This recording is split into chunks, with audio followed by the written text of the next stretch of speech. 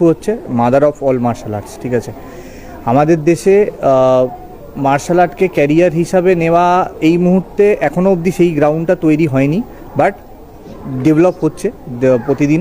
লোকজন আরও মার্শাল আর্টের সাথে ইনভলভ হচ্ছে, সেলফ ডিফেন্সের থ্রু দিয়ে লোকের কাছে মার্শাল আর্ট আরও পৌঁছাচ্ছে, বিভিন্ন স্কুল কলেজে সেলফ ডিফেন্স শেখানো হচ্ছে। কুংফু প্রথাগত মার্শাল আর্ট, আত্মরক্ষার এক মাধ্যম।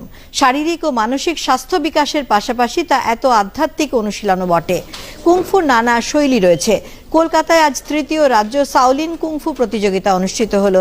আয়োজন করে ultimate martial and kung fu warriors association of Bengal. প্রায় 200 প্রতিযোগী এতে যোগ দেন। প্রতিযোগিতায় অংশগ্রহণকারীরা দূরদর্শনকে জানালেন এই মার্শাল আর্টের উপযোগিতার কথা। মিস্ত্রি, সেকেন্ড রাজশ্রী মণ্ডল,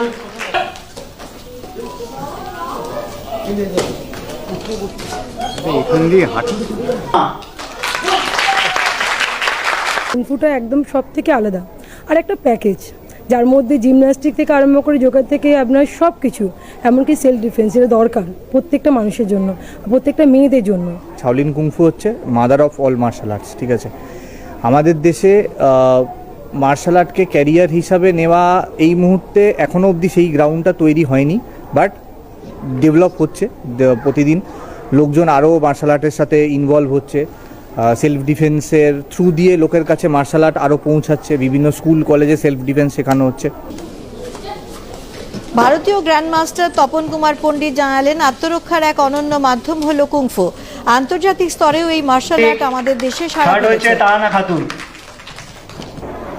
আমাদের ওয়েস্ট বেঙ্গলে আজকের দিনে যেভাবে আমরা পরিস্থিতি দেখছি, যেভাবে আমাদের বহন বেটিকে সাথে আমাদের সাথে যেভাবে বহনদের সাথে যেভাবে দুষ্কর্ম ঘটছে দিনের পর দিন পুরো ভারতবর্ষে, সেই জিনিসটাকে আটকানোর জন্য আমাদের গভর্নমেন্ট কোনোভাবেই সেইভাবে সিকিউরিটি দিতে পারবে না, কারণ এত ফোর্স নেই। তার জন্য আমি বলবো আমাদের যে প্যারেন্টস আছে ওনাদের বাচ্চাদেরকে সেলফ ডিফেন্সের ট্রেনিং, বিশেষ করে শাওলিন কুংফু নতুন ইউনিক এবং সেলফ ডিফেন্সের খুব ভালো একটা প্রোটেক্ট টেকনিক, এতে চিহ্ন আছে, লক গ্রিপিং।